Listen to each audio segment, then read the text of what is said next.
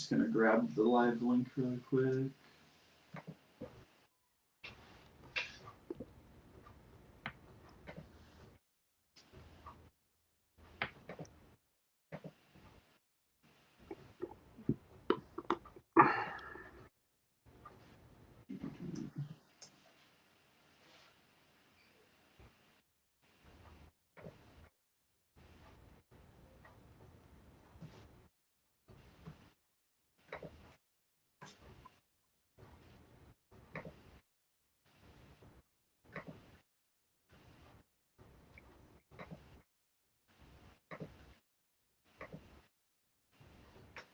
Bobby Day says, "What's up, guys?" Judah says, "Hi, y'all." Hey, guys, how you doing? Sorry, I had some technical difficulties, so running late.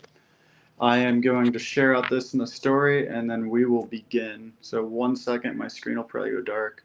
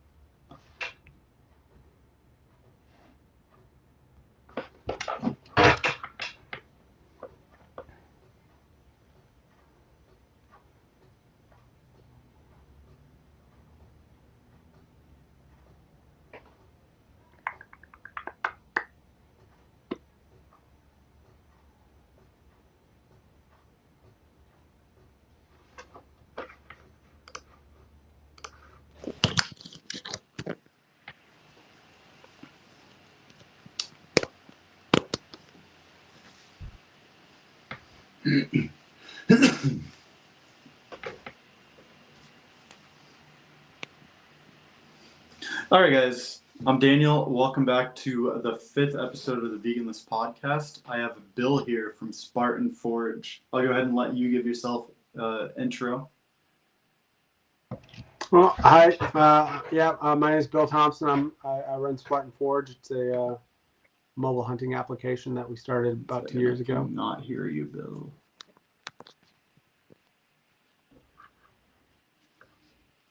Test. Can you hear me?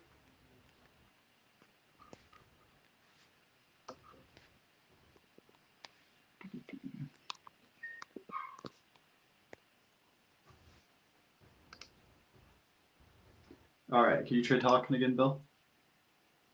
Test. Test. Yeah, Can you hear me? No audio for you. I don't know if it muted you. Let me look.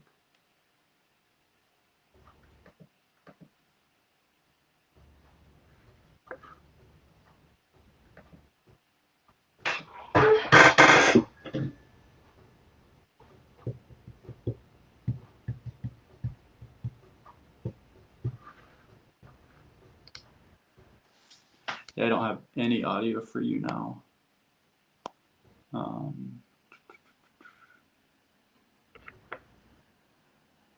Test. Test.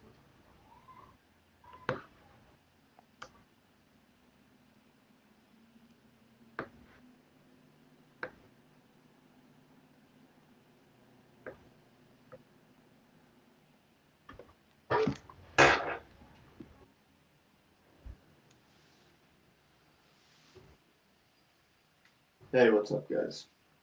Trying to figure out some audio issues here.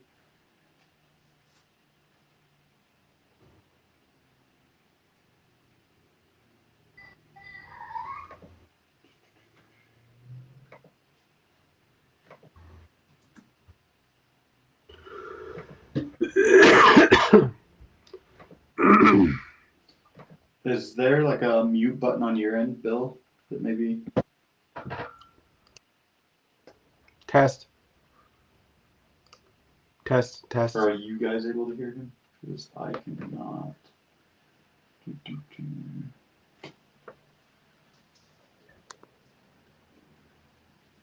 1 second. I will try rejoining myself.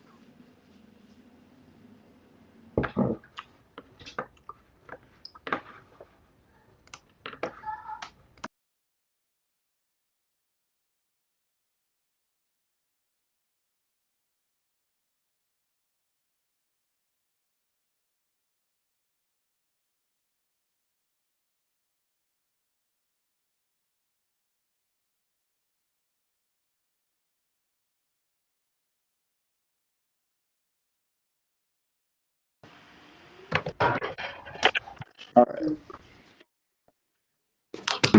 Test. Yep, I can hear you now. Odd. I don't know if something's going on with the program tonight or what, but what fun. All right, well, we'll start that again. Daniel, welcome back to the 5th episode. I have Bill with Spartan Forge here with me. I'll let you introduce yourself, Bill. Oh yeah. Can you hear me now? Yes.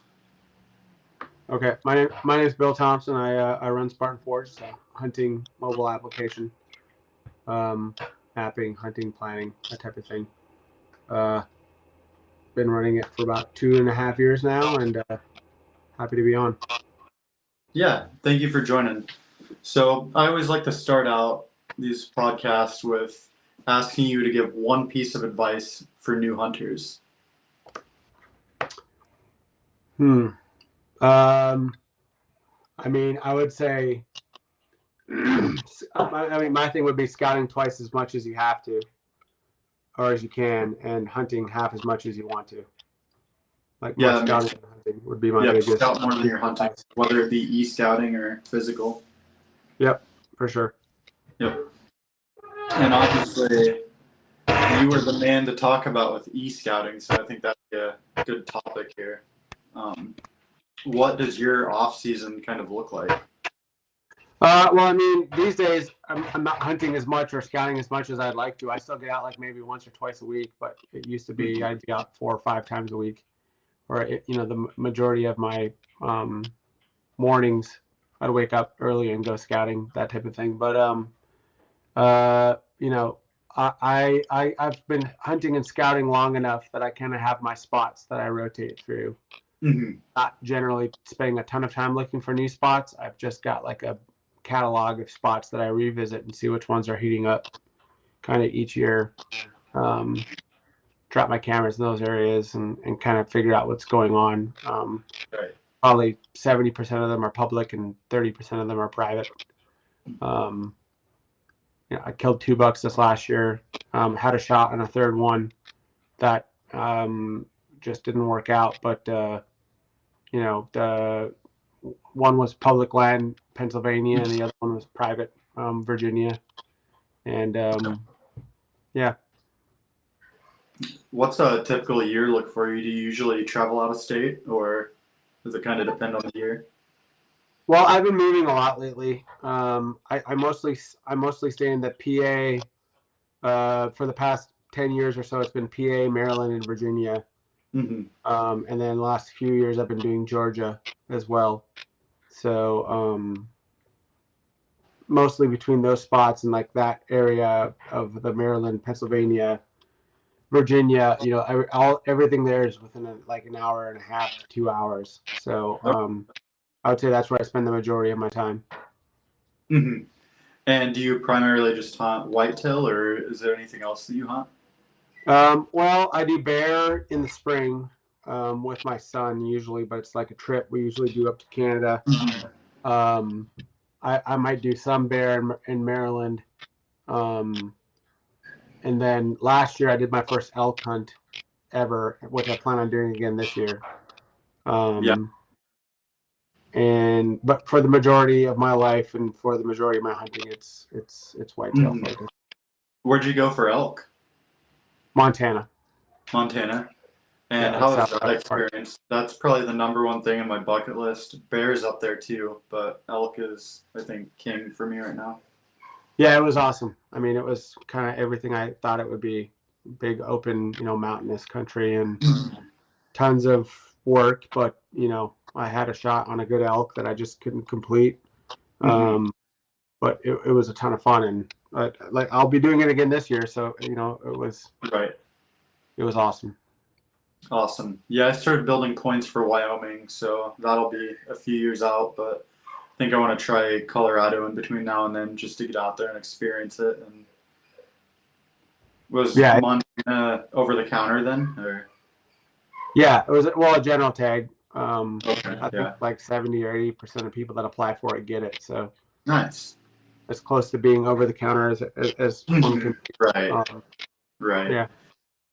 What do you say about that experience? Do you think the opportunities were plentiful? It just didn't pan out, or? I mean, we had probably, out of the 10 days I was there, we had 3 or 4 opportunities to kill. One of them I should have killed. I just timed my shot at the wrong time, wrong time. But it should have been a kill shot, about 50 yards and a really good elk. Mm-hmm. So I mean, I think it's just if you're willing to put in the work and the time, you can get it done. That might be a state for me to check out as well. Yeah. I think this year's agenda is South Dakota mule deer. I'm in Iowa, so obviously Iowa whitetail kind of spoiled there. But I kind of venture up there and try to get a muley and do some pheasant hunting and such. Do you have any hunts that stick out to you as maybe like your favorite, most memorable hunt, and up for sharing that story? Are you saying like whitetail or any like anything? Yep, all ears. I just want to BS hunting, you know? Yeah, I mean, probably. Well, I mean, in 2019, I killed a buck on Veterans Day while I was still active duty in the military. Yeah, it was right after. If people go to my Instagram, they can see the video of it actually.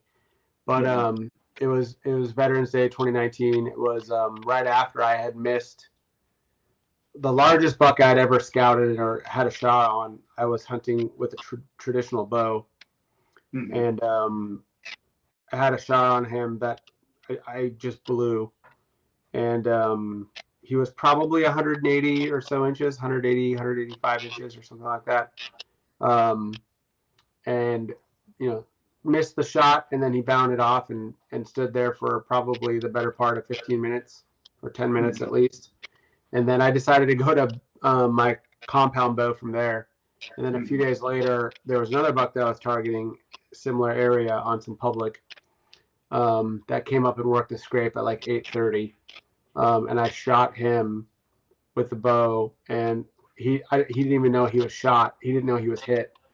He kept working the scrape and finished the scrape and like walked off like confused, didn't know what just happened, and ended up falling like 20 yards later. That was, Veterans Day while I was still active duty in 2019. It's probably a hunt that I'll never forget. So, right. Yeah, that pretty sounds awesome. crazy. Yeah. That'd be an interesting sight to see there. Yeah. So you guys are, I feel like, quite different and innovative compared to some of the other apps out there. Would you mind sharing kind of where the idea came from, how you got your start? Sure. Yeah, I developed, did a lot of similar work while I was in the military, developing applications but also doing stuff in computers and signals intelligence and human intelligence. And the entire time I was working in the military, a lot of the stuff just to me made sense that a lot of the technology that I was building would be useful for a whitetail hunter or for any hunter in that matter. And so as I got closer to retirement from the military, I started exploring some of these ideas and training my own machine learning models for whitetail hunting. And some of them started to predict pretty well. And it occurred to me that there was something here, and that I kind of reached out to some mapping companies and had, with one of them, I had a contract that just was a little too restrictive, and decided like the hard part wasn't the mapping part. The hard part was the machine learning and the other stuff that I was trying to do. So I just decided to build the map on our own. So, brought on a couple of guys when that's how we kind of got into the mapping part, because we wanted to do the machine learning part and the artificial intelligence part, which we're kind of just getting into now. Like being able to use the mapping platform to display the AI stuff and do the AI stuff required a map. So we're pretty close now. And, the app's just kind of in the last 3 or 4 months getting where I want it to be. And we're going to continue to, do a lot more going forward and put a lot more in there. But yeah, we're just kind of now For the last couple of years, I would say the application was like a 30 or 40% solution. I'd say this year it was like a 65% solution. And by the time hunting season kicks off this next year, I think it'll be in the 80, 85, 90% solution, really where I want it to be. So Right. it's kind of that whole evolution.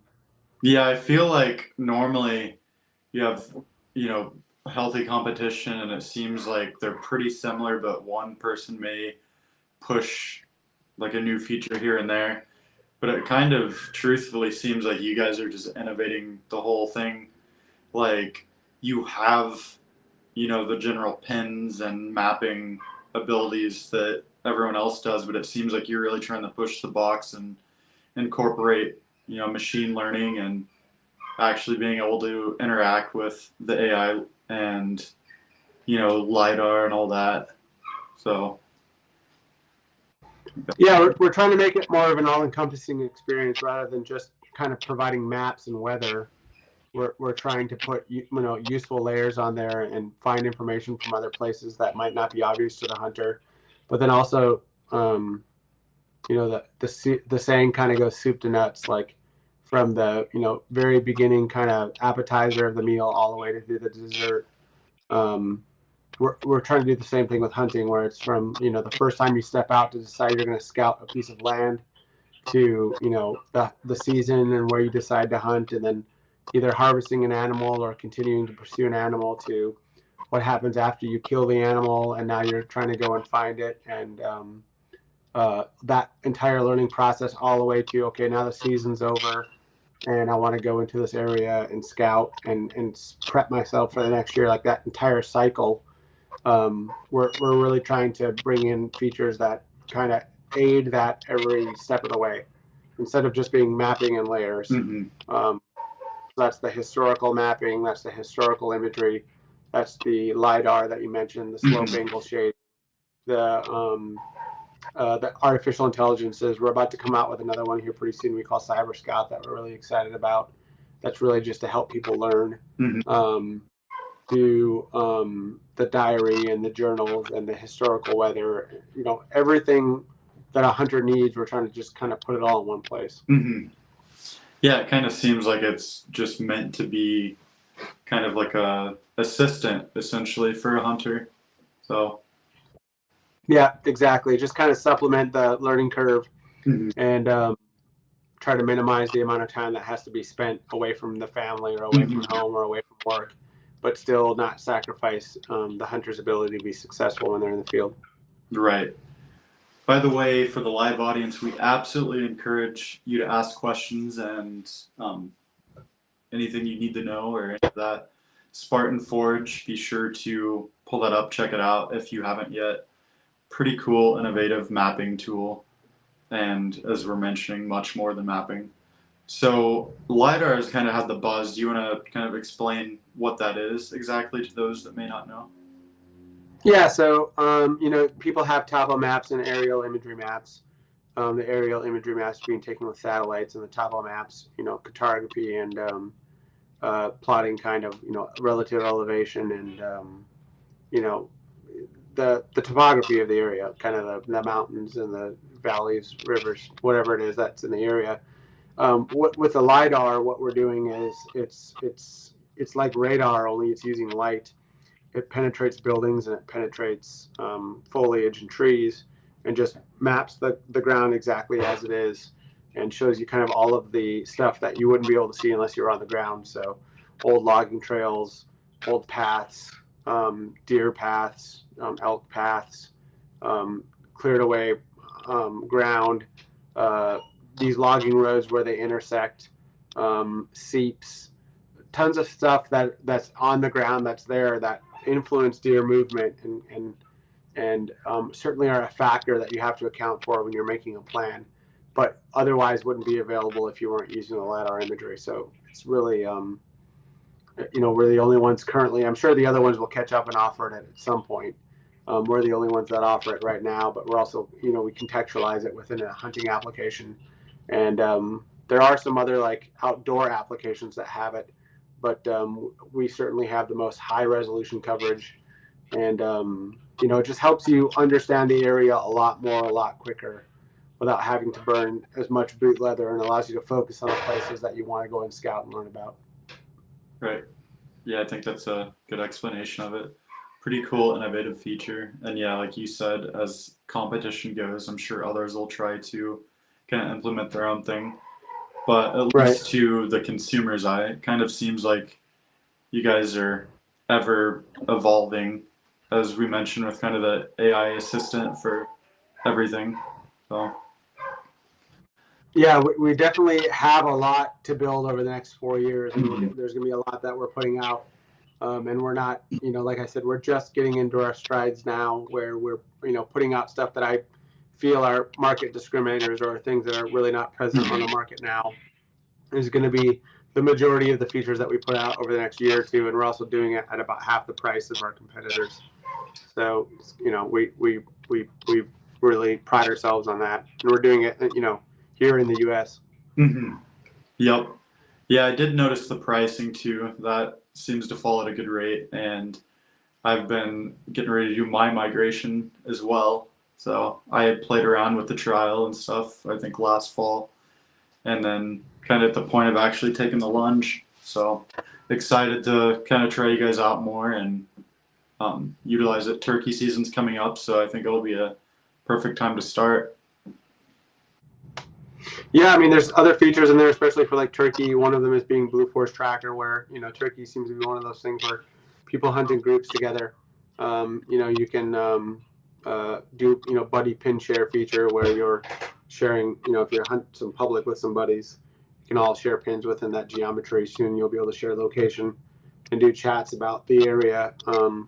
But it's a safety feature, but it's also a useful way to do like collaborative scouting together. Is another feature that we're pretty excited about. So yeah, just more stuff that's not kind of being offered out there that we feel is really useful. So to anyone listening, you heard that you can share all of your pins with me. Yeah, they could do that. Hint, hint. So we talked about your elk hunt a little bit. I kind of want to go back to the hunting, and I want to hear more about bear hunts, because as I mentioned, that's kind of a bucket list for me too. Mainly archery hunt. Like, what do your bear hunts kind of involve? Yeah, so I've done it mostly up in Canada. I do it. I've killed 2 bears with one with a primitive bow, and one with a modern compound bow, and it's something my son and I do together. We really enjoy. Most of it is just an excuse to get up into the middle of nowhere up in Canada, and get in a cabin and be kind of alone off the grid for a week or so. That's the best part about it. And so we'll wake up early and we'll fish until like 1 or 2, and then get into the stand at like 3 p.m. and the sun is up there until like 9 or 9:30.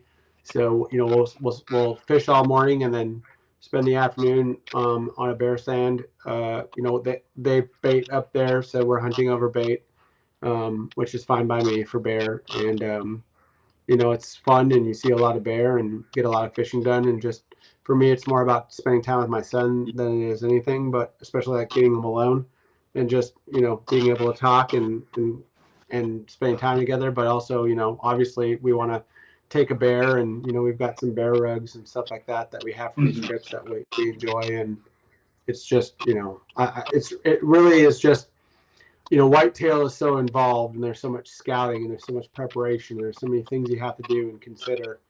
And it's nice to just get out there and you're still hunting, but you're just in a tree stand over a bait, and you're not really thinking about a ton, and you've had a fun day fishing. And it's just kind of like turkey in that you just there's less of the preparation, there's less of the diligence. You don't have to worry about the smell stuff, and you can have fun doing other things at the same time. So we really enjoy it, and Canada is a great place to go and do that. Yeah, that makes a lot of sense. Yeah, we quite enjoy it. So you shared one of your memorable hunts. Do you have a most memorable hunt with your son? I would have to say, my son's difficult in that he doesn't have the itch for hunting yet. It could be that I've tired him out because I've been talking about hunting since Mm-hmm. he was born. We went hunting together. It would have been probably 2018 or so. It was the first time that I harvested an animal in front of him, maybe 2017. I think it was 2017 or 2018. And we were together on a tree stand, and a doe came in and, harvested that doe together. And he helped me drag her out and, dress it. And we cooked the meat. And, I guess just one of those, what it did do for him was he likes to cook, and he likes to cook wild game, and he still does it to this day. Mm-hmm. So it kind of created that bug for him, but he doesn't enjoy doing the rest of it as much. But you try not to push them into these things. So like, I don't make him hunt with me anymore. I did, take him out more when he was younger, but I've got the picture in my office here. You can't see it; it's off camera, but of him posing with that doe, and that's a hunt that I wouldn't trade for any of the other ones that I've done where I've killed much bigger deer or much bigger a goat or a bear or anything else. That was a pretty special one for me. Right. Yeah, I can relate to that. I have a 10-year-old, and I had kind of been away from hunting, getting kind of life squared together, so I didn't have him out when he was younger much. So I finally got him out last year, and he, as you just kind of explained, he observed, and because he was back and forth and wanting to do it, so I'm like, all right, like, if you're curious, let's just go out there and you can watch me. And we set up a blind at the plot and tried to make it as fun for him as I could. And there's a video on my channel for anyone that's watching, but we were hanging out, and man, naturally it was the slowest 2 days I have ever had on our farm. And day one, he was super ambitious. I'm like, all right, buddy, I want you to have fun. You can play on your phone if you want, and I'll let you know. You like whatever to entertain yourself. And he goes, Dad, I left that in the truck because I want to help you find deer. I'm like, all right, awesome. And we're not seeing anything. I'm like, buddy, if you were tired, you can take a nap. You were up early. He said, I told myself I'm not allowed to fall asleep. Like, we're going to get this. And he was ambitious. We ended up seeing a small buck, but I had filled my buck tag opening day, so we were strictly for antlerless, and didn't see anything the first day. Went out there again. Second day, he was feeling it, and he's getting pretty bored. And I think it's like 8 in the morning, and he goes, Dad, just curious, how much longer are we going to be out here? I'm like, well, it's going to be a little while, buddy. It's still early. And we hung in there, and then we had one come out, and I was able to harvest it. And nice. He was excited about it. Got a little emotional after the fact, but said he wants to go more. So that was a memory that I won't forget either. And as you said, not pushing him to do it himself, but just kind of exposing him and letting him make his own decision. Yeah, letting them work into it in their own time, I feel like is super important, so it doesn't become one of those things where you're beating them over the head with it and end up resenting the long run. Mm-hmm. Yeah, I think that's super important too. So yep. That's definitely one of my more memorable experiences, and it was just this last year. Hopefully I can get him out more. He likes mushroom hunting with me and all of that stuff, so we'll be in the woods together nonetheless. Yeah, awesome. Yeah, the LiDAR is super helpful for that, on the mushroom stuff. And I didn't even think about that. Yeah. How would you use it in that case? What's that? How would you go about using it in that case?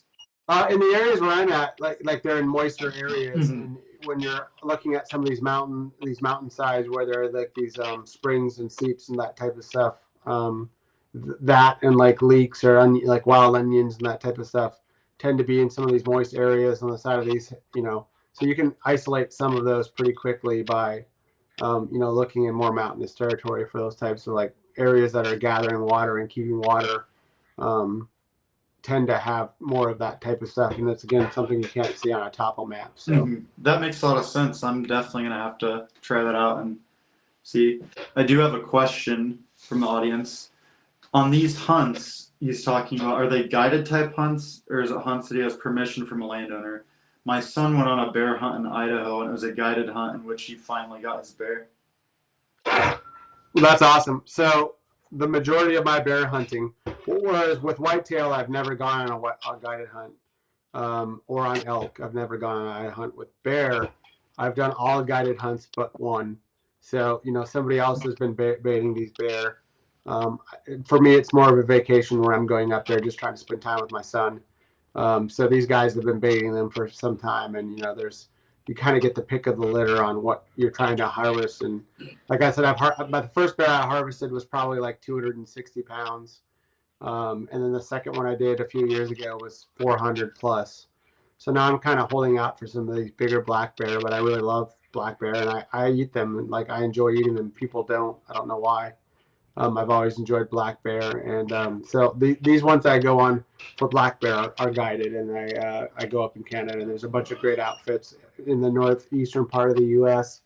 And up in Canada, and they're relatively cheap too. Like if you can, I save for them throughout the year, but I think it's like $2,500 or something like that for 5 days of being in a cabin and a guided hunt with unlimited fishing. That's pretty good. Yeah, for a guided hunt, that's not bad. Those get outrageous. Yeah, they can. Yeah. Yeah, cool. And congrats to that guy's son on his bear. I think you mentioned he got a bear. Congrats on that. Right. Yeah, it's like I said, it's on my list. I think I want an elk first, so that's probably my next step. Working towards that, and then definitely want to get a bear. A moose would be cool someday, but that's a little more steep on the price to hunt them. Oh. Yeah, for sure. I want to do moose one day too. I'm from North Dakota, where we've got a ton of moose. I've just well, no, I've hunted moose, but not harvested one. Okay. Do you do much rifle stuff? Not much. I've probably done 2 rifle hunts in the past 5 or 6 years. I actually had a really good opportunity in PA 2 or 3 years ago to harvest a really big buck with a rifle, and just literally couldn't get him to take a step forward before all of them got spooked off. But I would say 99% of my hunting is with a bow. Yeah. I'm transitioning more to bow. I asked because someone asked about thoughts on the 6.5 Creedmoor, but probably not the best piece for this combo. I mean, it's a decent round. It shoots, flat and good for medium-sized game. That's what I'll say about it. I like my 308. I've used it's proven and tried and true. But 6.5 is not a bad round. Yeah, I the last rifle hunt I did was for stag out in Scotland. Something my wife had gotten me for my retirement gift from the military. And I was doing 270 Win Mag on that, like suppressed actually. So I mean, it was. The okayest hunters dropped in and said, "What's up, fellas? Hey guys." Oh, Eric, I said hey. Yes. And then Drew asked if you have thoughts on ever going to Africa for a hunt.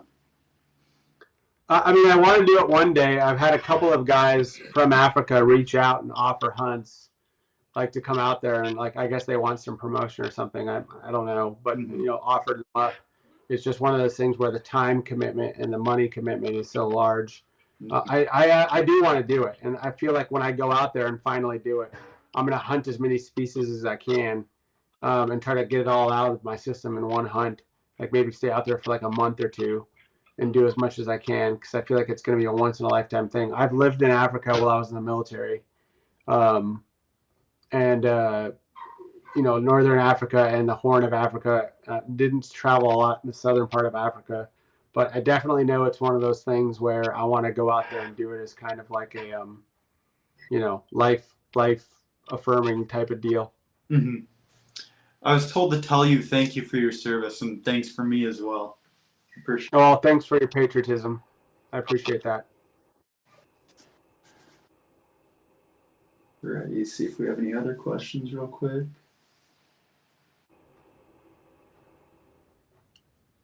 See another question. Alrighty, so let's see. We talked your favorite whitetail hunt. We talked a little bit about the app and the company. We talked bear hunting. I mean, you said fishing. So is that your main fishing, or do you try to fish back home too, or? Yeah, so my son and I will do camping throughout the year, and we really like doing. I mean, people have all kinds of different names for them, but like bluegill, panfish, clownfish, whatever you call them, call them bluegill. We love to bluegill fish the Potomac up in like Western Maryland, and catch as many of those as we can, and just fry fish through the night. They're not like a big trophy fish by any means, but they're amazing eating. Yeah. I think they're the best eating out of all of the fish.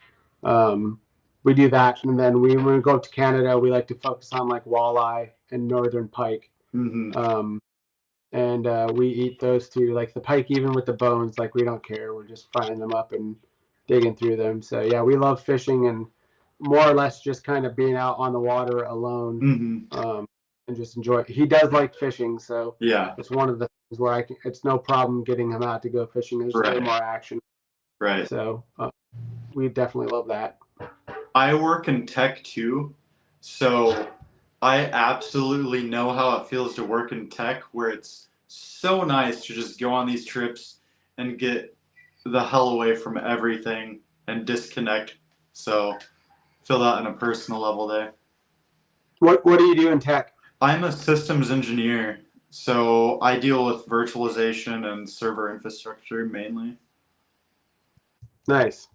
What kind of company do you do that for? Currently, I work for a very large trucking company. I had done for kind of service providers, so I deal with hundreds or thousands of clients, and basically stuff would break. Their IT department couldn't figure it out, so they'd call and I'd have to figure it out. So definitely a lot of mental stress and stuff there. So hunting, just being outdoors, fishing, all of that is a great just kind of release.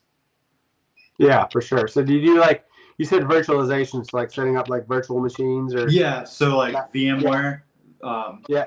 So hypervisor level. Yeah, I'm a VMware certified professional, all that. So I've done a lot of data center level stuff and standing up servers, managing, etc. Yeah, I'm super aware of like vSphere and hypervisor, and what is it, Citrix, like Zen server, all of that type of stuff. So virtual infrastructure. Obviously, we do most of our stuff on AWS, but I know exactly what you're talking about. Yeah, we probably just lost all of the audience, but at least we know, right? It's all right. I won't belabor it. But right. Long story short, I know how you feel. It's very nice just getting back out there. And yeah, I mean, people always say like that they think I enjoy doing the conversation thing, which I do. Like, I don't mind it. I don't mind doing conversation, but really, when I want to recharge, I need to get alone and be alone. Agreed. And that kind of sets me and centers me. Nature, being out in nature alone. My son, I still consider that being alone. We're pretty similar in that regard. Like, we can spend all day on the river together and not say a word. And that's kind of how I recharge. It's my church. I can be absolutely outgoing, talk, do shows, any of that, but Sunday rolls around after the show, everything's packed, done. I'm just like dead silent, decompressing and trying to reset. Yep, I'm with you. Eric called us nerds, like he's one to talk. Yeah, Eric, you're just as bad as we are, so I don't know what he's. Yeah, you've already told us, like we already know where you come from, so. He has his own app. Right? Yeah. Right there with us. Pot, this is kettle. Right? And just to make sure we still get on time on your end, I know we had a lot of tech issues, ironically enough. Yeah, right. Exactly. Yeah, no, I've got a few more minutes, and I'm happy to hop on another time. Like, if you have people that want to do like we're about to release a bunch of stuff here pretty soon, like Cyber Scout's one of them, which is our own personal, we've been developing it for about 2 years, but it's our own large language model that's centered around hunting, and it's pretty robust, and it's actually insane. I'm excited for people to use it. I feel like it has a chance to blow up. So definitely after, we release that, I'm happy to come back on and talk about that more. Then we have more AI stuff and more features throughout the season. So, I mean, people don't think the questions tonight, but have them later. Like, I'm definitely happy to pop back on whenever. Yeah, if anyone has questions, feel free to ask them while we still have them here.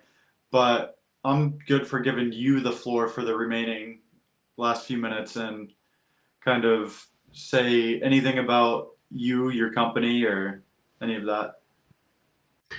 Yeah, so I mean, I guess the biggest thing is that, I'm trying to build a product for the hunter that is founded in the ideals that I think hunters strive after, which is kind of self-autonomy, independence. They want to feed their own families. They don't want to sacrifice time away. They want to be efficient with their time. All of those pursuits are the same things that I'm interested in. And I think reflects that, and trying to kind of put all of that in a one-stop shop, but also be easy for people that just want to drop pins and scout and go and hunt. But if somebody really wants to go deep into the data, or really wants to kind of, examine hunting at every level of analysis, our application can also do that.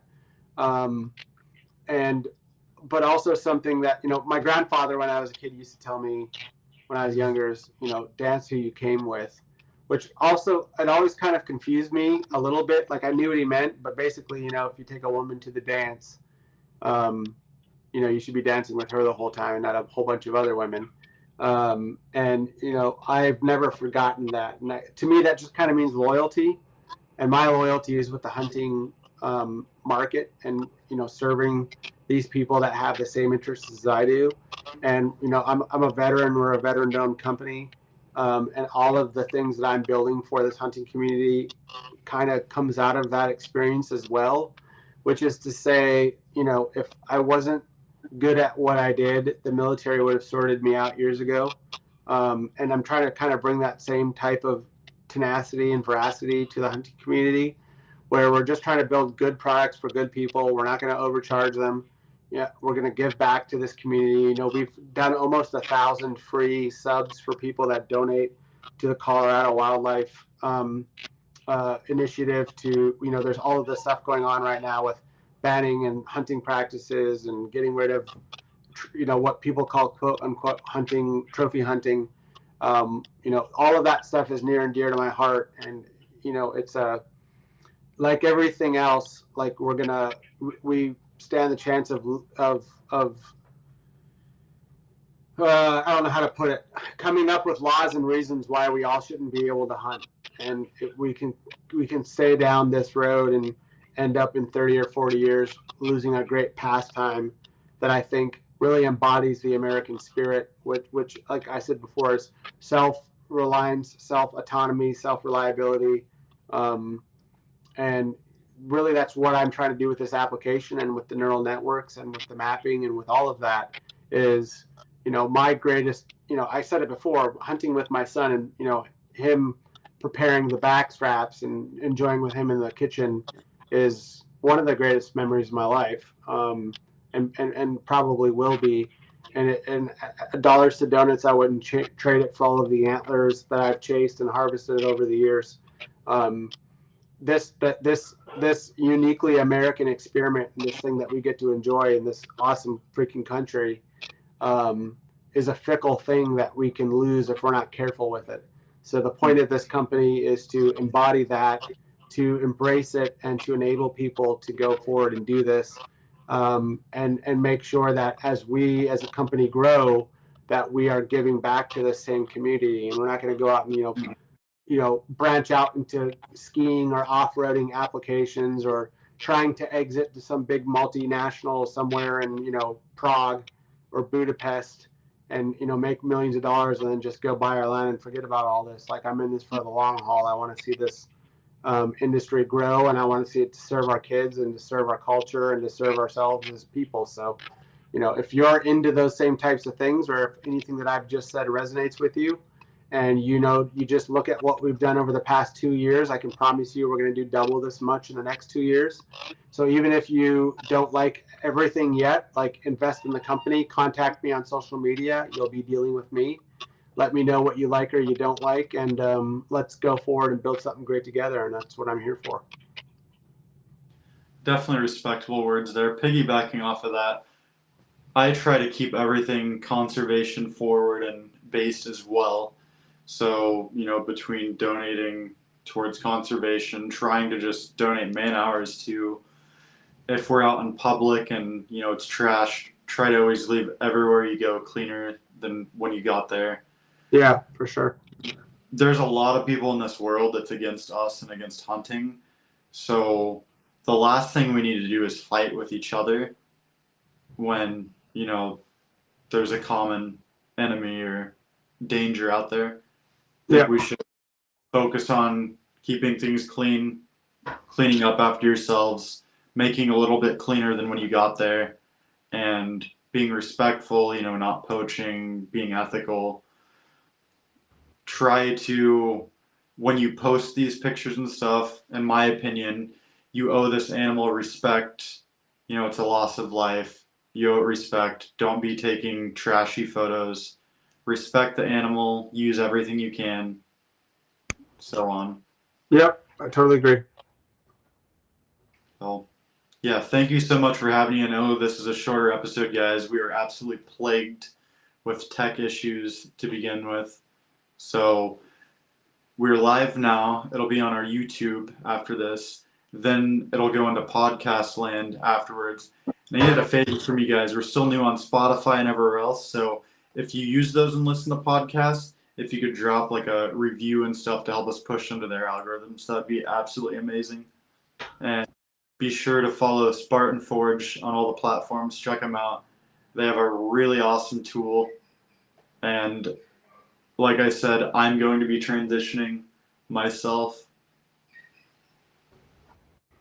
Yeah, there's also a useful YouTube video for transferring pins from other apps that it's on our YouTube. So check us out on there. And there's also DIY Sportsman. Garrett Prawl puts out great material on how to use the application. And if you have questions, just hit me up, and I'm happy to answer them. Thank you so much for joining tonight. We'll go ahead and wrap this up because I know you have sick wife and some kids to take care of and such. So I do. Thank you. Yep. Have a great night. Thank you so You much. too. Thanks. Yep.